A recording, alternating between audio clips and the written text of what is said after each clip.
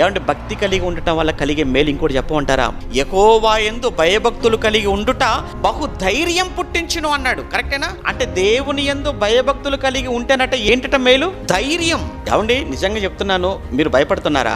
మీరు దేనికైనా భయపడుతున్నారంటే ఒకటే గుర్తు ఏంటంటే మీకు దేవుడు పట్ల మీకు భయము భక్తి లేదని అర్థం, అంతే, అంతకుమించి ఇంకేం లేదు. విషయం చెప్తాను, నిజంగా భక్తి ఎంత ధైర్యాన్ని మనలో కలిగిస్తుందో చెప్పడానికి ఒక ఎగ్జాంపుల్ చెప్పమంటారా? దానియేలు తీసుకుని వెళ్ళి సింహ బోన్లో వేశారు. విచిత్రం ఏంటంటే బోన్లో వేయించిన దర్యావేషున్నాడు రాజు. దర్యావేషు భయపడిపోతున్నాడు, వేయించిన రాజు భయపడిపోతున్నాడు. కానీ దానియేలు మాత్రం ధైర్యంగా ఉన్నాడు. తెల్లవారేసరికి రాజు పరిగెత్తుకుంటూ వచ్చేసాడు సింహ బోను దగ్గరకు. వచ్చేసి దానియేలు దానియేలు అని పిలుస్తాడు. ఆయనకు భయం అవుతుంది. ఎవరికి భయం అవుతుంది?